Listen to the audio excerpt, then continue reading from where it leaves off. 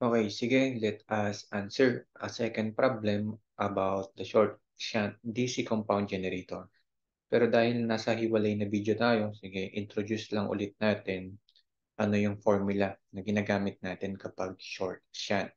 So unang-una, syempre dapat alam pa rin natin yung diagram or yung circuit na ginagamit natin kapag short shunt. So nandoon pa din naman yung property ng simple shunt generator natin. 'Di ba sa shunt generator natin, we have three branches: the branch of the armature, the branch of the load, and the branch of the shunt resistance. So ano lang ang nadagdag kapag short shunt?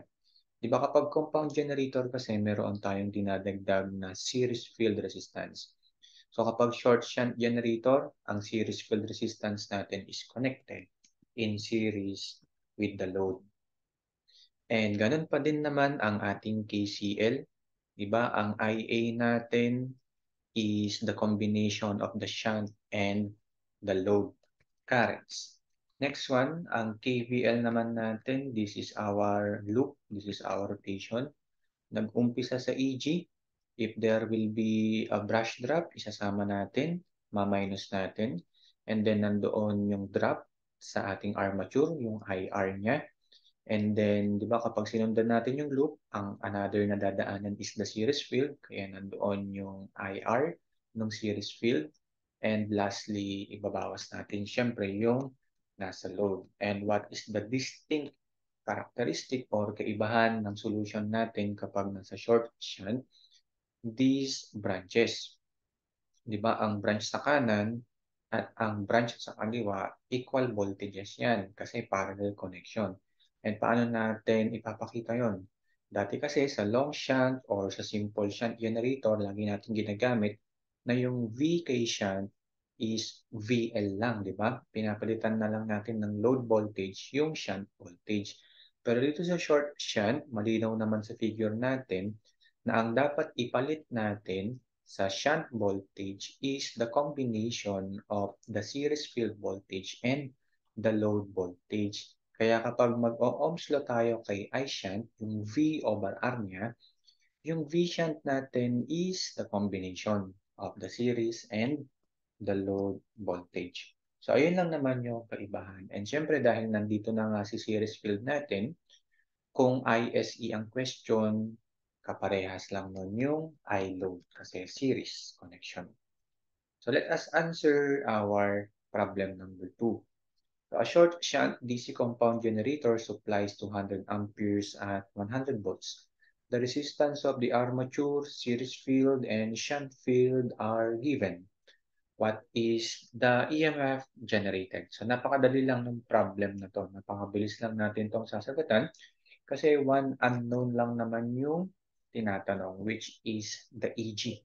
So bakit natin kinapi na lang, di ba, sa ating introduction yung figure natin? Kasi dapat kabisado nyo yun, di ba? Ina-assume natin sa video na to na kabisado nyo na yung diagram or circuit ng ating compound generator or the DC short shunt generator.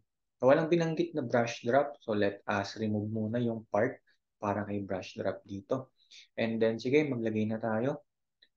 Ang sinusupply ng ating generator, so basta word na supply, that is for the load. So, there is a 200 ampere load current. And ang amperahe na yon is sinusupply kay 100 volts, no, using 100 volts sa ating load. The resistance of the armature, siyempre kapag may word na respectively, kung sino yung unang babanggitin. So, huwag tayo magpapalito sa mga ganong klaseng expression ng ating problem. So, the resistance of the armature is 0.04 ohms. And then yung pangalawang binanggit, 0.03 is para naman kay series field. So, ito yon yung ating RSE. 0.03 ohms. And then lastly, our shunt resistance is 60 ohms. The only question of the problem, what will be our EG? Na kung madami na kayong napanood na videos natin about the shunt generator, lagi nating napapansin siguro na tayo ay nag-uumpisa sa KCL. Diba? Let us start from the KCL. And kung hindi natin kayang isolve yung quantities using the KCL, o de iwan na lang muna natin, no? And then, kung meron tayong masosolve sa KCL, mas maganda kasi magagamit natin yon sa mga susunod na parts of the solution. So, ganun lang naman, walang problema kahit anong gusto ninyong unahin na formula. Basta may masosolve, mas maganda. Kung hindi kayang isolve, iwan na lang. Mag-proceed sa ibang formula. So, ganun. So, for our KCL, this is our node. So, kung nakalimutan natin, tingin lang sa node.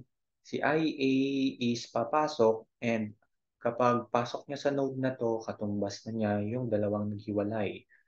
The shunt current and the load current. Binigay si load current and by Ohm's law, siyempre sasabihin natin by Ohm's law, the I shunt is equal to the V shunt over the R shunt. And the I load is, ito nga, already given as 200 amperes. And tinake note lang naman natin to, di ba? Ang V shunt natin, kung dati palagi siyang VL, ngayon dapat siya ay VL plus the voltage of the series field resistance. And another note natin dito kasi hindi direktang binanggit yung voltage natin kay series field, another Ohm's law. So kung voltage ang pinag-usapan dito, this is IR. So which is ISE times the R of the series field. So ayun, diretsuhin na siguro natin. So what will be our vision?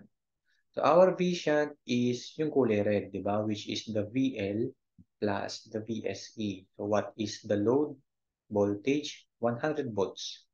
Ipa-plus daw natin si VSE. So actually, no, pwede nga nating i-take note na lang no, kung mas trip nyo kasi magkabisado. The V shunt is equal to VL plus ISE RSE. Kadalasan kasi sa mga madadaling problems, ganyan yung solution. Pero ito, pinakita natin paano natin ina-analyze yung ganitong problem. So this is the VL, 100 volts. And yung ISE natin is 200. Saan nang galing si 200? Alam natin, the ISE is also the I load. No? What is the resistance of the series field? 0.03 divided by nabuo yan, no? Yung V shunt natin, ito yung nasa taas. And then the R shunt is 60. And then i-add lang natin si 200. So the first thing that we can find is the I armature. So 100 plus 200 times 0.03 divided by 60 plus 200. So this is our current, 201.77. 201.77 amperes.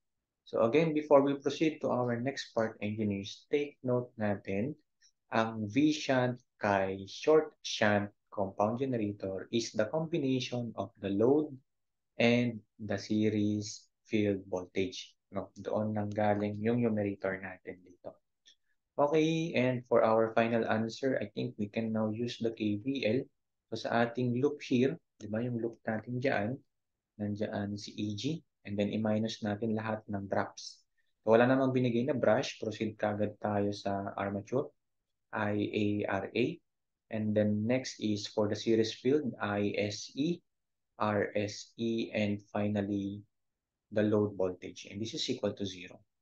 So let us solve for EG, and the EG is the summation of all the voltage drops. So unahin natin yung IA, RA. So nilipat natin sa kanan yung tatlo, kaya magiging positive sila. So the IA is 201.77, the RA is 0.04, minus the ISE, which is also the IL. So hindi nagbabago yun sa series ano natin, short shunt. And then the RSE is 0.03. So take note, plus to. Kung tayo magpapalito, nilipat natin sila. So tulad nun, hindi na tayo mapahamak doon. And then plus the load voltage, which is 100. So the key answer is expecting us na dapat parehas yung lumabas na 114.07.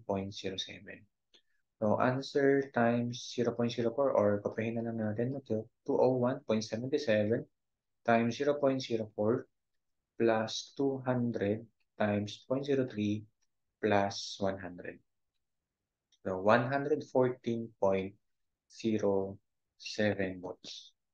So, 114.07 volts. And this is an easy problem ng short shunt DC generator. So, at least, no, sa purpose naman siguro kaya kayo nanonood is to master the basics of your topics.